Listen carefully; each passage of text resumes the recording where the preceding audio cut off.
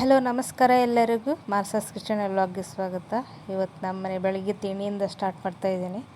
ಪೂರಿ ಮತ್ತು ಬಟಾಟೆ ಭಾಜಿ. ಇವತ್ತು ಗ್ಯಾಸ್ ಫಜಿತಿಯಿಂದ ಏನು ಮಾಡೋದಕ್ಕಾಗ್ತಾ ಇಲ್ಲ, ಹೊರಗಡೆ ಅಡುಗೆ ಮಾಡಬೇಕಾಗಿದೆ. ಪೂರಿ ರೆಡಿಯಾಗಿದೆ ನೋಡಿ, ಭಾಜಿನೂ ರೆಡಿಯಾಗಿದೆ. ಇದನ್ನ ಸ್ವಲ್ಪ ಸ್ಮ್ಯಾಶ್ ಮಾಡ್ಕೋಬೇಕು.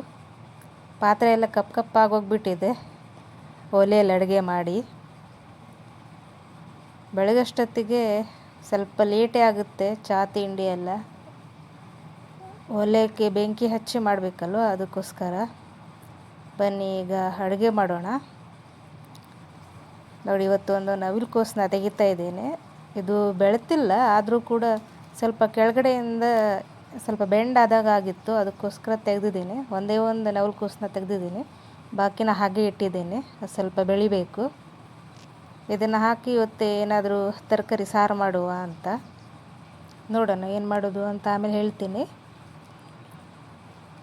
ಬಾಕಿ ಎಲ್ಲ ಇನ್ನೂ ಸಣ್ಣ ಸಣ್ಣದಾಗಿ ಇದೆ, ಬೆಳಿಬೇಕು ಇನ್ನು.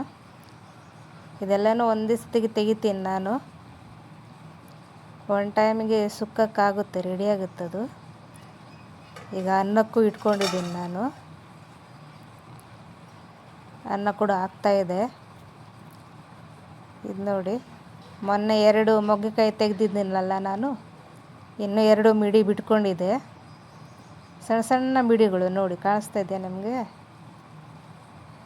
ಇನ್ನೂ ಸ್ವಲ್ಪ ದೊಡ್ಡ ಆಗಬೇಕಿದು. ಇದು ನೋಡಿ ಬದನೆಕಾಯಿ, ನಿಮಗೆ ಕಾಣಿಸ್ತಾ ಇದೆಯಲ್ಲೋ ಗೊತ್ತಿಲ್ಲ, ಸಣ್ಣದಾಗಿ ಇನ್ನೂ ಹುಡ್ತಾನೇ ಇದೆ. ಇನ್ನೂ ಸುಮಾರಷ್ಟು ಹೂಗಳು ಬಿಟ್ಕೊಂಡಿದ್ದಾವೆ. ಈಗ ನಾನು ಅಡುಗೆ ಮಾಡೋದಕ್ಕೆ ಬಂದಿದ್ದೇನೆ. ಇವತ್ತು ಬಟಾಣಿ ಕಾಳು ಸಾರು ಮಾಡೋದು ಹೇಗೆ ಅಂತ ತೋರಿಸ್ಕೊಡ್ತಾ ಇದ್ದೇನೆ. ಇದು ಹಸಿರು ಬಟಾಣಿ ನೆನೆಸಿಟ್ಕೊಂಡಿದ್ದೀನಿ. ಈಗ ಇದಕ್ಕೆ ಬೇಕಾಗುವಂಥ ಸಾಮಗ್ರಿಗಳನ್ನ ಹುರ್ಕೊಳ್ಳೋಣ. ಮೆಂತ್ಯ ಹಾಕಿದ್ದೀನಿ ನಾನು ಸ್ವಲ್ಪ. ಇದ್ರ ಜೊತೆಗೆ ಸ್ವಲ್ಪ ಸಾಸಿವೆನ ಹಾಕ್ತಾಯಿದ್ದೀನಿ.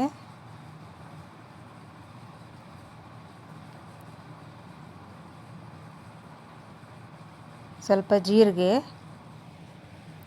ಸ್ವಲ್ಪ ಬಡೆ ಸೊಪ್ಪು, ಒಂದು ಹಿಡಿಯಷ್ಟು ಧನಿಯಾ ಬೀಜ.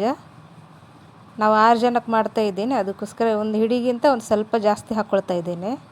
ಇದಿಷ್ಟನ್ನು ಸ್ವಲ್ಪ ಎಣ್ಣೆ ಹಾಕಿ ಚೆನ್ನಾಗಿ ಹುರ್ಕೊಳ್ಳಿ, ಆಯಿತಾ? ಹುರ್ಕೊಂಡು ಆಗಿದೆ ನೋಡಿ.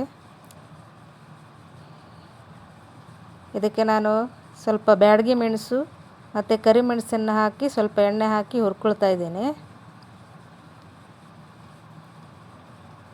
ಬ್ಯಾಡಗಿ ಮೆಣಸು ಕಲರಿಗೆ, ಕರಿಮೆಣಸನ್ನ ನಾನು ಖಾರಕ್ಕೋಸ್ಕರ ಹಾಕ್ಕೊಳ್ತಾ ಇದ್ದೀನಿ. ಮತ್ತು ಆರೋಗ್ಯಕ್ಕೂ ಕೂಡ ಒಳ್ಳೆಯದು. ಮಗಳ ರಿಸಲ್ಟ್ ಬಂದಿದೆ, ಅದಕ್ಕೋಸ್ಕರ ಕಾಯಿ ತುರಿ ಮತ್ತು ಎಲ್ಲ ಸಾಮಗ್ರಿಗಳು ಚೆನ್ನಾಗಿ ತೊಗೊಂಡಿದ್ದಾಳೆ ಮಾರ್ಕ್ಸ್ನ.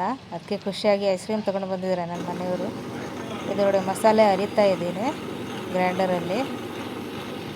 ನಾನು ಬಟಾಣೆಕಾಳು, ನವಿಲು ಕೋಸು, ಟೊಮೆಟೊ ಜೊತೆಗೆ ಬಟಾಟೆ ಇಷ್ಟನ್ನು ಕುಕ್ಕರಲ್ಲಿ ಕೂಗಿಸ್ಕೊಂಡಿದ್ದೀನಿ. ಒಂದು 3-4 ಸೀಟಿ ಆಗುವಷ್ಟು ಬೆಂದಿದೆ ಅದು. ಅದಕ್ಕೇ ಈಗ ನಾನು ಮಸಾಲೆನ ಹಾಕಿದ್ದೀನಿ.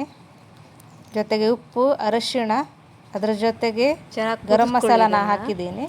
ಚೆನ್ನಾಗಿ ಕುದಿಸ್ಕೊಳ್ಳಿ ನೋಡಿ. ಆಕಾಶ ಜೊತೆಗೆ ಎಷ್ಟು ಕ್ಲೀನಾಗಿದೆ. ಬಿಸಿಲು ಜಾಸ್ತಿ ಅಲ್ವಾ, ಹಾಗಾಗಿ. ಇದು ನಾನು ಮೆಂತ್ಯ ಸುಕ್ಕ ಮಾಡಿದ್ದೀನಿ, ಅದರ ರೆಸಿಪಿ ತೋರಿಸ್ಲಿಲ್ಲ ನಾನು. ನೋಡಿ ಎಷ್ಟು ಕ್ಲೀನಾಗಿದೆ ಅಂತ. ಅದಕ್ಕೋಸ್ಕರ ಮಳೆನೇ ಇಲ್ಲ ಇವತ್ತು.